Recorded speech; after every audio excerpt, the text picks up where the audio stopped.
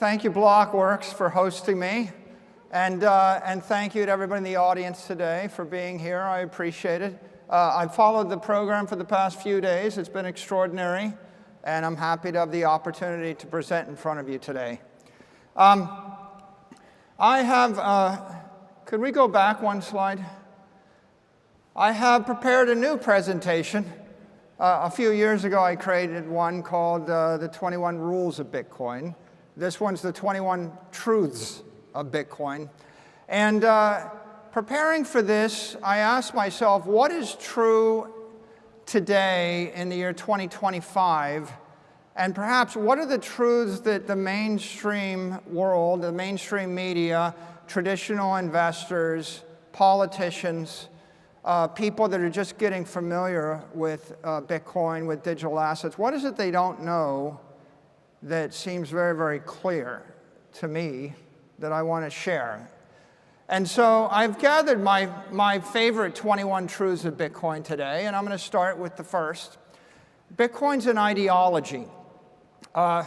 Freedom versus slavery, innovation versus stagnation, sovereignty versus dependency, property versus poverty. It's a very powerful ideology. It's spreading the entire world, and there would be no Bitcoin without the ideology. It's capitalism versus socialism. It's the individual versus the collective. It pops up throughout human history. We see these themes for the last thousands and thousands of years.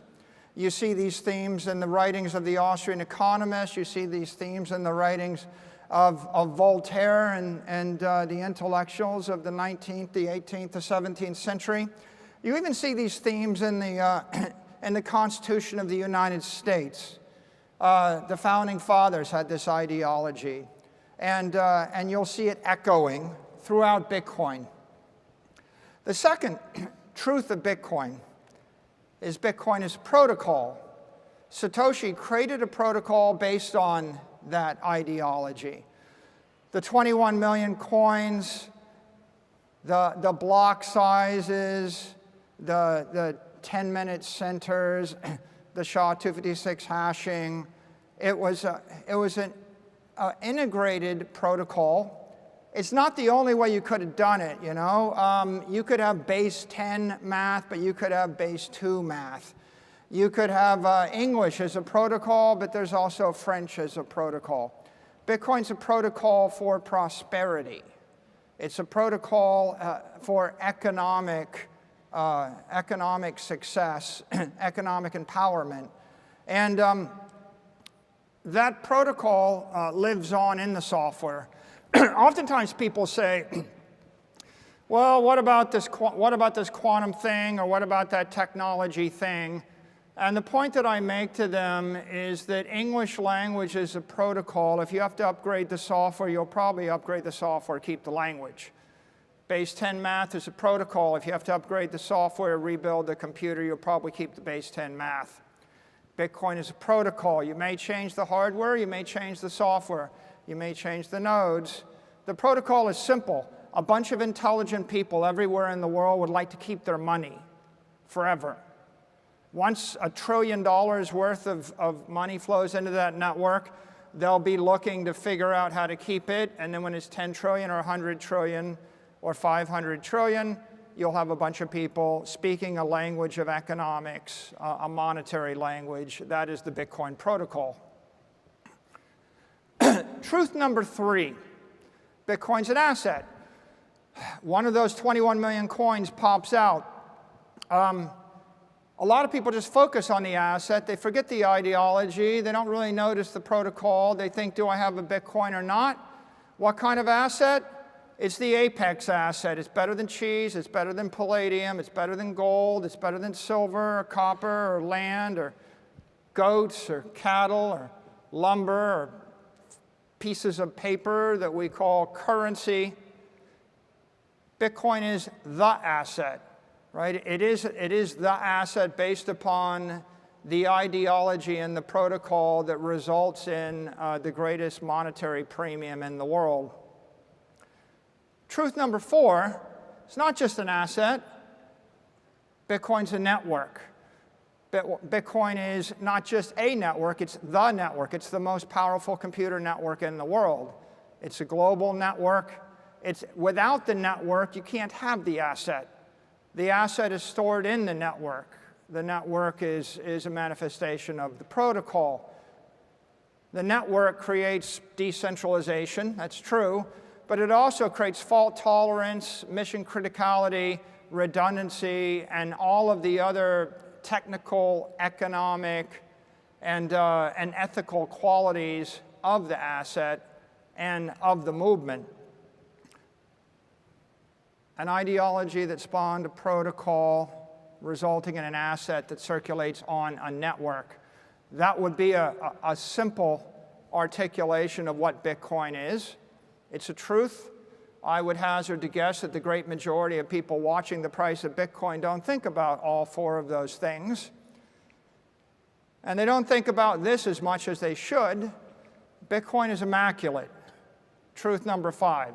It was spawned by the Immaculate Conception. A nameless, faceless programmer gave it as a gift to the world. How do you create an immaculate thing? It's a God-given thing. It's a natural thing. We've had it since the beginning of time. No one took beneficial claim to it. No one asserts control over it. No one expects to cash in on it.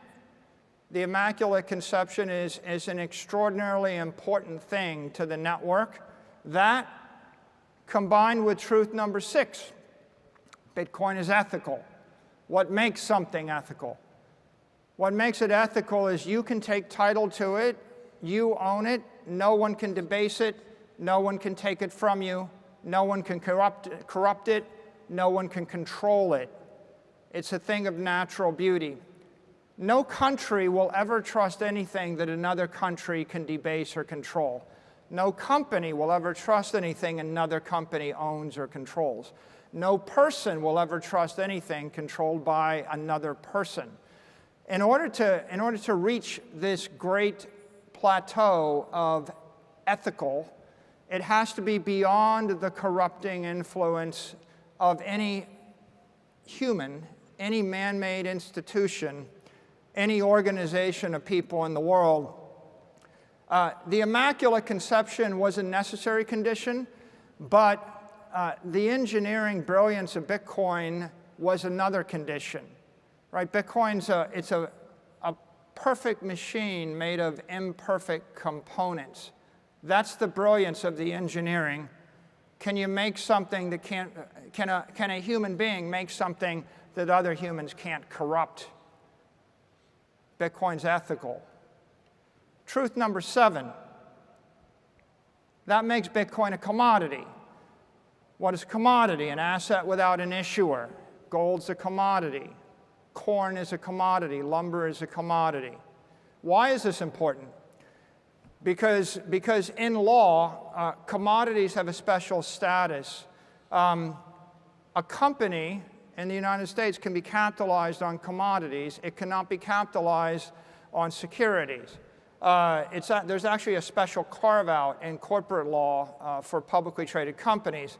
But maybe more importantly, I can stand here and I can tell you that I think the price of Bitcoin will go to 13 million over 20 years. I couldn't say that about a security, right? You have legal immunity to actually express your opinion about a commodity. That makes commodities politically superior, legally superior, ethically superior, financially superior to a non-commodity, to a security. And it's not just a little bit better, it's 100 times better, right? And so Bitcoin is a commodity. Bitcoin is actually the commodity. I studied commodities in my early professional years. Every other commodity can be created with technology, with capital, with know-how. If you were going to take your family's life savings and buy a commodity to hold for 100 years, and you thought about it, would you buy soybeans or corn or oil or natural gas or lumber, coal, silver, Well, no, they're all awful, and you know why they're awful, because it's pretty obvious to you that 100 years ago it was harder to make those things than it is today. And if the price of oil goes to $1,000 a barrel, we're going to frack it, triple frack it, hyper frack it, and we'll drive the price of oil down. Same with gold. There's been hyperinflation in gold multiple times. You know, the California 49ers found gold. We created so much gold that we crashed the economy of Europe. Every other commodity is going to actually explode in supply with technology and with price. That makes them all garbage investments for a long-term investor. They're, in fact, the worst possible investments as a long-term store of value. The king of them, gold, still underperforms the S&P index by a factor of 2 or more. So there's only one commodity in the history of the human race that wasn't a garbage investment. The one commodity is Bitcoin, right? A digital commodity. And let's talk a bit more about that. Why is it not garbage? Why is Bitcoin great? Bitcoin is a digital commodity. Every other commodity I can name is a physical commodity. Physical commodities are God-given, and anyone in the world can create them. Digital commodities were created by the brilliance of human beings in a fluke. You needed to have a brilliant engineer, Satoshi, give away this gift to the world. The world needed to embrace the gift. The protocol needed not to be defective. And after many, many years of not knowing whether it was something or nothing, it spontaneously monetized and came to life. It really is a miracle of the 21st century. Why is a digital commodity important? Well, you can vibrate a digital commodity 60 times a second on a computer. You can move a digital commodity at the speed of light. The AIs can decompose and recompose a digital commodity millions of times an hour, simultaneously moving it and distributing it all around the world at the speed of a computer. Can't do that with palladium. Can't do that with gold. There's no way Apple Computer's ever going to ship an upgrade that has multi-factor authentication on a physical commodity. It needs to be a digital commodity, and that's what makes Bitcoin special. Not only is it a digital commodity, it is the digital commodity. The most profound thing that happened is 2 weeks ago, the president signed into law via the executive order, Strategic Bitcoin Reserve. David Sachs said, Bitcoin is an asset without an issuer, spawned via an immaculate conception.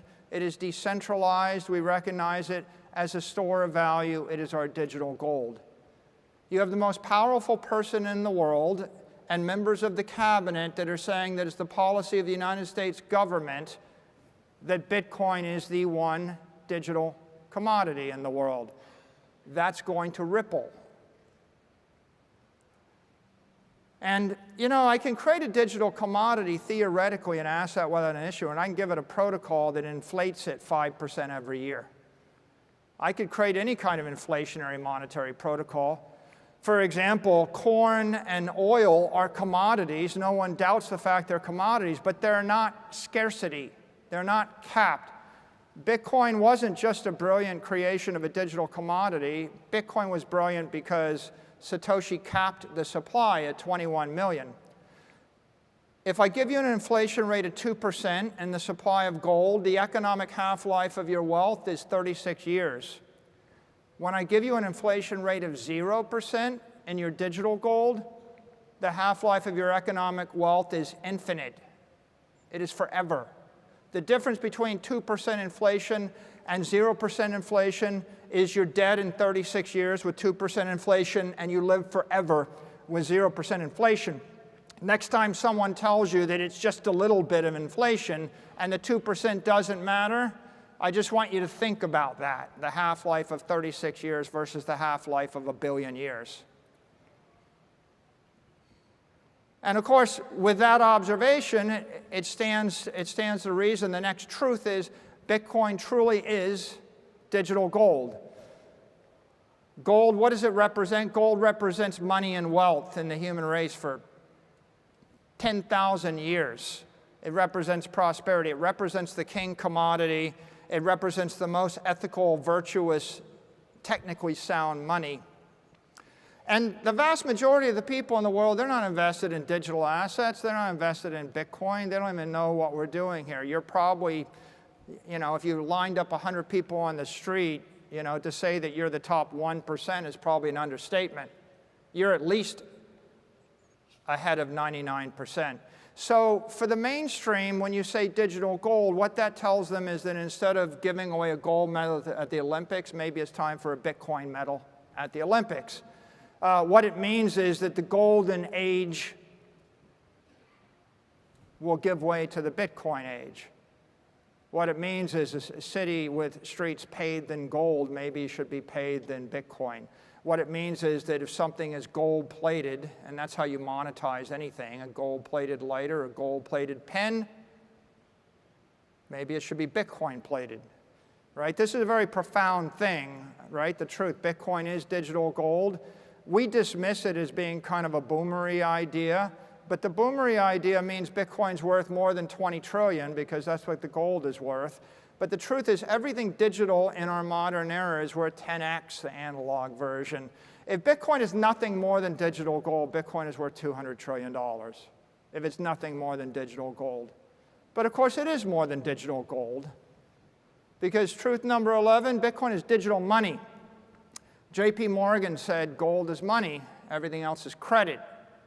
Money, a bearer instrument. I give it to you, I don't have it, you have the money. Well, Bitcoin is money. What is everything else circulating in the internet? Credit. What does that mean? It means that I send you something, I send you a fee over a credit card network. 45 days from now, maybe it will be transferred to your account after the credit card company takes 2%, right?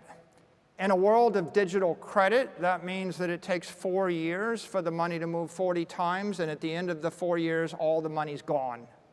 In a world of digital money, it means you can move the money once a second. Maybe you can move the money 60 times a second. You move the money 60 times a second for a 1/20th of a penny, you still have the money. The computers are not going to think one click, one settlement every 30 days.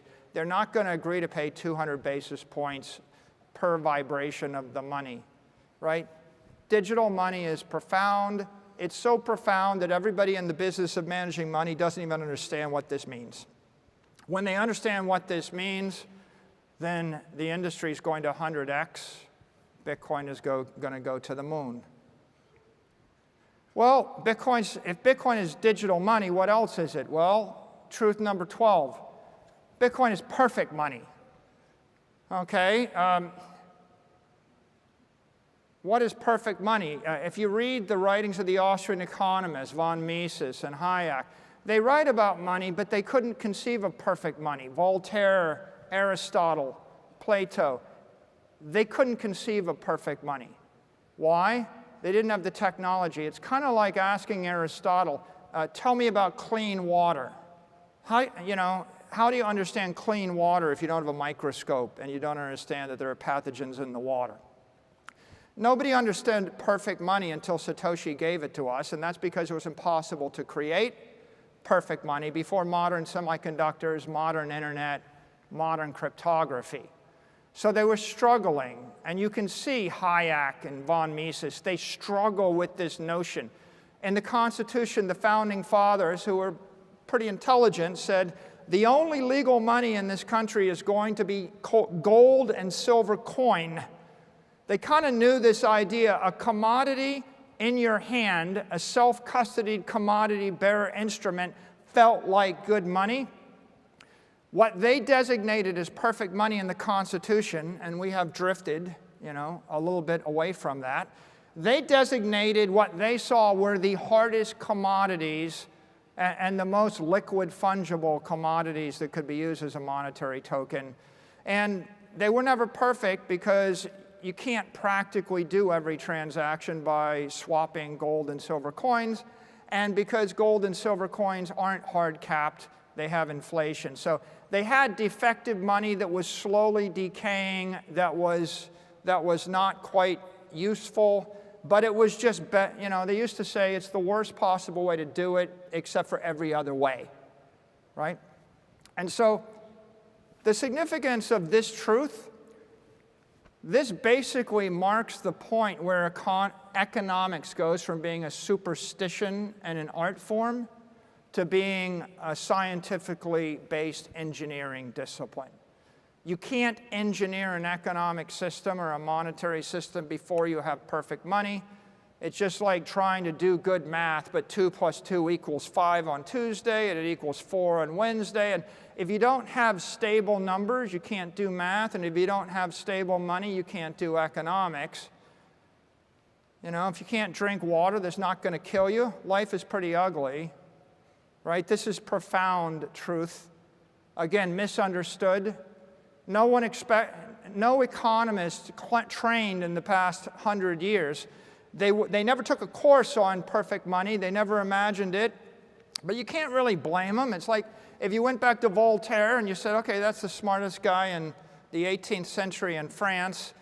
And, you know, he wrote shelves of books. But like, you know, poke him and say, describe, you know, radioactivity to me. And how are we going to build mobile phones and satellite communications? And he would have thought, what are you talking about? Right? It's like the most brilliant person without the instrument, the technology, can't conceive of the rational thing. And that takes us to truth 13. Bitcoin is legitimate. A short phrase, a powerful phrase. It wasn't legitimate 4 months ago. A year ago, if you try to remember where you were and what you were thinking in March of 2020, when the entire crypto industry was under massive onslaught, everybody's getting sued, right? And the most likely future was everything gets ground into the dirt. We have completely come 180 degrees. This is the most powerful person in the world sitting in the most sacred place, the Oval Office, flanked by 2 cabinet members telling you Bitcoin is digital gold, a store of value, a commodity. Not just a commodity. You know, if the US seized 10,000 securities, all your artwork, all your houses, your planes, your trains, your automobiles, every currency, you know, everything of value, your diamonds, your gold brooches, your silver, they'd sell it. Right? The only thing the United States does not sell is its national parks, its nuclear stockpiles, and its Bitcoin. Now, that's a shockwave that will be heard around the world. That just happened, you know, literally days ago. It's going to take a while for that to ripple through the entire federal government. Then it will ripple through the state governments. Then it will ripple through the banking system, the insurance system, the credit rating agencies. Then it will ripple to all the banks in Mexico and El Salvador and Argentina and then Europe. It's rippling through the banks in Hong Kong and China and Japan and Abu Dhabi and Europe. How long will it take? Well, you know, how long does it take for a profound good idea to move its way through layers and layers of bureaucracy? It'll take a while, but the innovators will actually grab this, and those that need the money, that want the money, will reach for and embrace the money, and they will be enriched by it, and there will be others that will resist it. But that entire shock wave, right, that explosion in legitimacy, that happened just a few weeks ago, happened on a Thursday night in the White House. And that's profound. We are legitimate. And as I've said before, if Bitcoin's not going to 0, it's going to 1 million. Right? It's either nothing or it's something. And if it's something, then it's going up. And truth 14, Bitcoin is corporate. You know, I talked a little about corporate law. I'm very sensitive to it because I ran a public company for many years. We came public in '98. Every public company in the world is capitalized on one of 2 things. You're either going to capitalize on short-dated treasuries or sovereign debt, in essence currency, or you're going to capitalize on a commodity.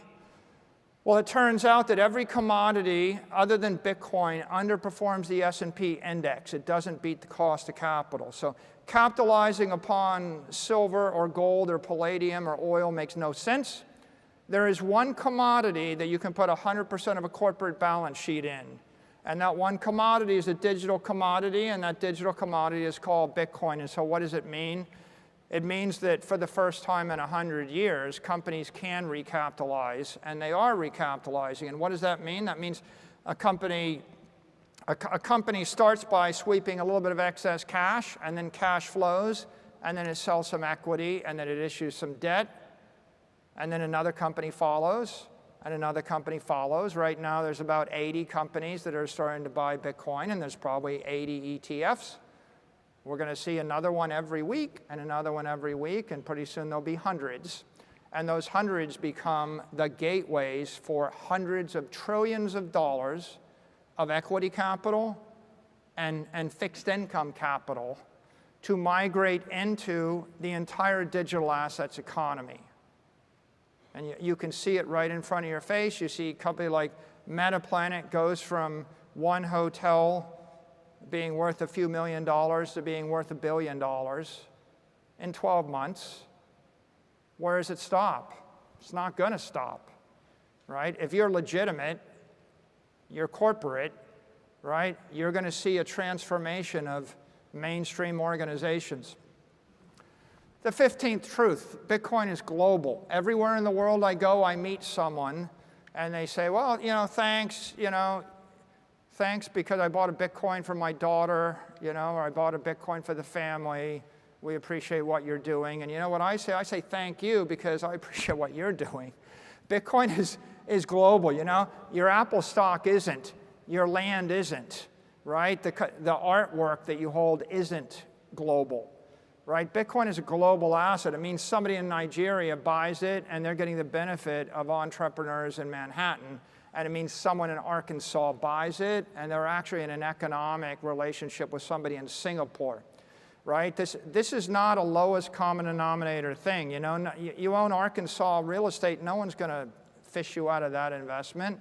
You own Bitcoin, you bury it in your backyard in Arkansas, and you'll wake up in 30 years and find out that someone in Tokyo or London made you rich, right? This is the global asset. There isn't another asset that trades on Wall Street that is global in the way that Bitcoin is. And it's not just global, it's immortal. We're stretching in time and space. Show me an asset that stretches to every part of space that truly is global, Bitcoin. Now show me one that I can see into the next 100 years or 1,000 years. There's nothing else that you own that's going to last 100 years, right? Your warehouse will have to be redone. Your artwork will probably have to be restored, right? What company would you think is going to be around 200 years from now, right? The real beauty of Bitcoin is the elegance of the protocol is all you're doing is buying 1/21 millionth of all the money in the world forever, okay? When is that going to obsolesce? Like, when are you not going to want to own 1/21 millionth of all the money in the world forever, right? It's not like iPhone 99. It's not like, getting the next upgrade on the whatever gadget, right? Bitcoin is immortal because the idea is so timeless and so elegant, and the network is just virally going to spread. It's a life form. And if it's immortal, it means you can actually think 200 years in advance. No company expects to live more than 10, 20, 30 years. Everybody's short term. It takes me to truth number 17 is digital energy.